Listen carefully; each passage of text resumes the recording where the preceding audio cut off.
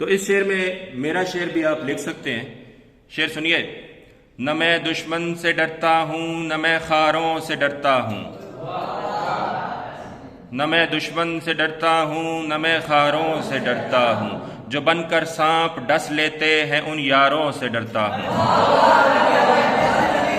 مرزا محمود سرحدی نے کہا تھا ہم نے اقبال کا کہا مانا، ہم نے اقبال کا اور فاقوں کے ہاتھوں مرتے رہے، اور فاقوں کے ہاتھوں جھکنے والوں نے رفتیں دیکھیں، جھکنے والوں نے رفتیں دیکھیں، ہم خودی کو بلند کرتے رہے، ہم خودی کو. آپ کے ہم بچھڑے تو شاید کبھی خوابوں میں ملیں، جس طرح سوکھے ہوئے پھول کتابوں میں ملیں. دوست بن کر بھی نہیں ساتھ نبھانے والا، دوست بن کر بھی نہیں ساتھ نبھانے والا، وہی انداز ہے ظالم کا زمانے والا. جی آرام سے بیٹھیے. بیٹھ جاؤں تو درد اٹھتا ہے، بیٹھ جاؤں تو درد اٹھتا ہے، درد اٹھے تو بیٹھ جاتا ہوں. بسم اللہ الرحمن الرحیم. آج ہم پڑھیں گے احمد فراز، مزاحمتی اور رومانوی شاعر، قومیت پاکستانی، پیشہ اردو شاعر اور لیکچرر، اصناف اردو غزل. موضوع ہے عشق اور تحریک مزاحمت. اہم اعزازات جو ان کو ملے: ہلال امتیاز، ستارہ امتیاز، نگار ایوارڈ. اولاد میں ہے سعدی شبلی فراز، سرمد فراز. احمد فراز ایچ8 کے قبرستان میں دفن ہیں.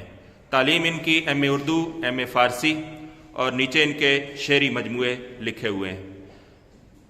تو آئیے پڑھتے ہیں احمد فراز کو. سید احمد شاہ احمد فراز کوہاٹ میں پیدا ہوئے. احمد فراز آزادی اظہار کے قائل تھے. 5ویں لائن میں دیکھیے. اسی وجہ سے انہیں فوجی حکومتوں میں شدید تکالیف کا سامنا بھی کرنا پڑا، لیکن انہوں نے کبھی اصولوں پر سمجھوتا نہیں کیا. 2004 میں ملنے والا اعزاز ہلال امتیاز انہوں نے اس بنا پر واپس کر دیا کہ حکومت انسانی حقوق کی کھلم کھلا خلاف ورزی کر رہی تھی. اسی طرح کوہاٹ میں موجود پبلک لائبریری کو پلازے میں تبدیل کرنے پر وہ اس قدر دل برداشتہ تھے کہ انہوں نے وصیت کی کہ مجھے مرنے کے بعد کوہاٹ میں دفن نہ کیا جائے. دوسرا پیراگراف دیکھیے. احمد فراز کی شاعری کو جتنا قبول عام حاصل ہوا شاید ہی کسی اور کو حاصل ہوا ہوگا. سہل ممتنع میں شعر کہنا ان کے لیے بے حد آسان تھا. سہل ممتنع کسے کہتے ہیں؟ کسی شعر یا کلام کا اتنا آسان ہونا کہ اس سے آسان کہنا ممکن نہ ہو. دوسرے الفاظ میں ایسا شعر جس کی نثر نہ کی جا سکے. جیسے سہل ممتنع کی ایک مثال میں آپ کو دیتا ہوں. مومن خان مومن کا شعر ہے: تم میرے پاس ہوتے ہو گویا، تم میرے پاس ہوتے ہو گویا، جب کوئی دوسرا نہیں ہوتا، جب کوئی دوسرا.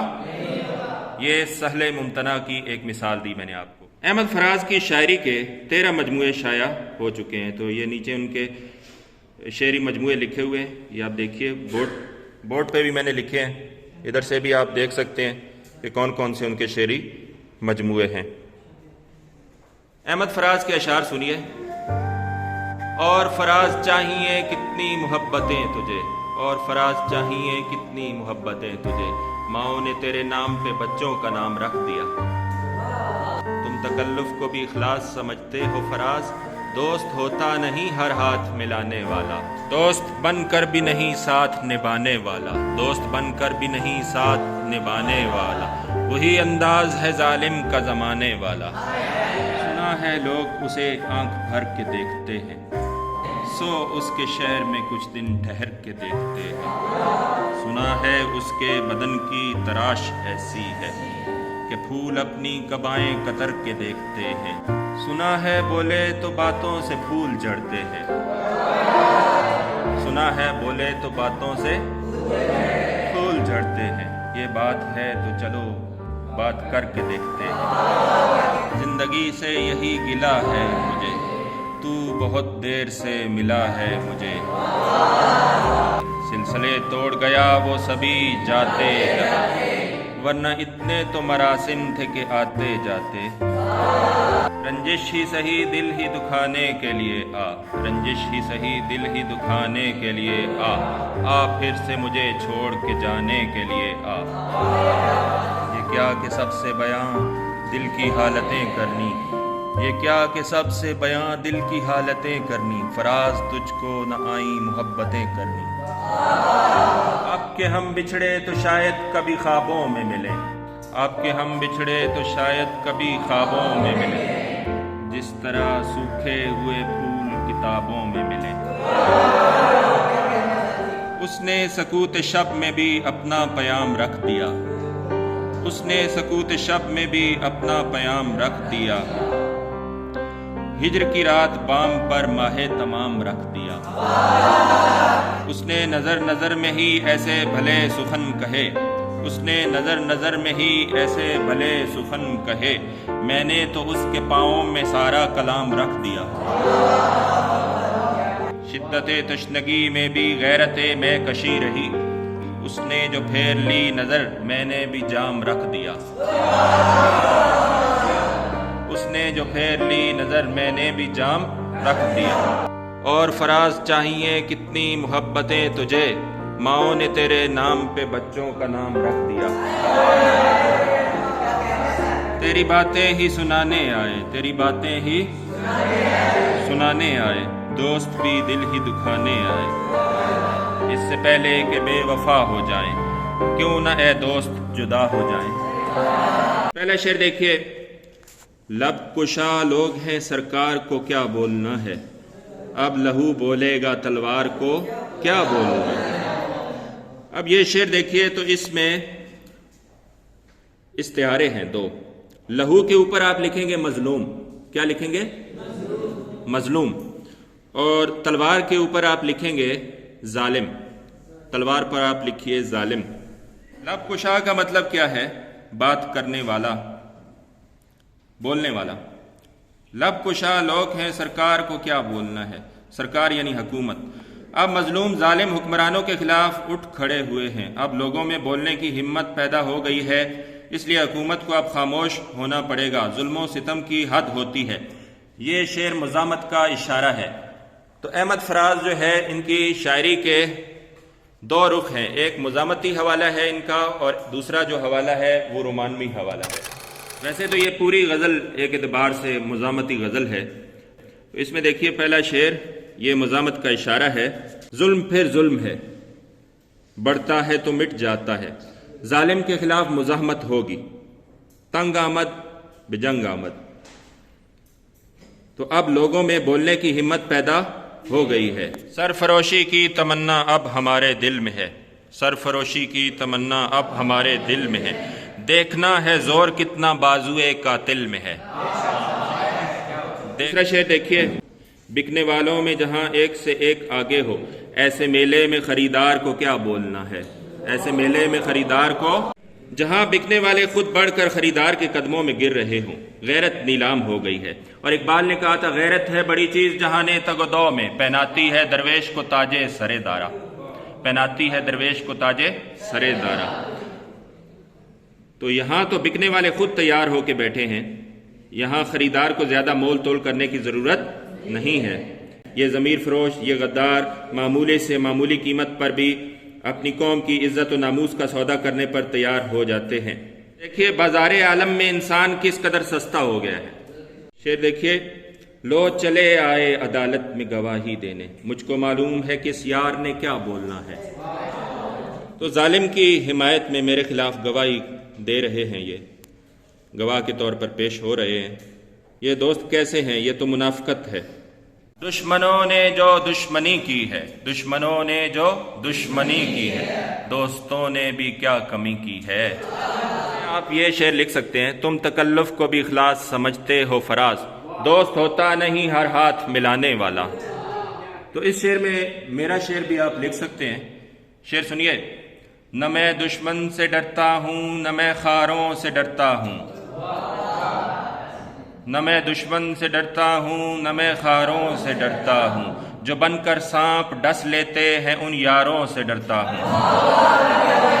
لو چلے آئے عدالت میں گواہی دینے، مجھ کو معلوم ہے کس یار نے کیا بولنا ہے۔ تو میں اچھی طرح سے پہچانتا ہوں یہ وقتی فائدے اور لالچ کے لیے انہوں نے یہ کام کیا ہے۔ یہ شعر دیکھیے، اور کچھ دیر رہے گوش بر آواز ہوا، اور کچھ دیر رہے گوش بر آواز ہوا، پھر چراغے سرے دیوار کو کیا بولنا ہے۔ گوش کان کو، گوش پر آواز، آواز پر کان دھرنا، آواز پر کان لگانا۔ چراغے سرے دیوار، چراغے سرے دیوار کا مطلب ہوتا ہے دیوار پر رکھا ہوا چراغ۔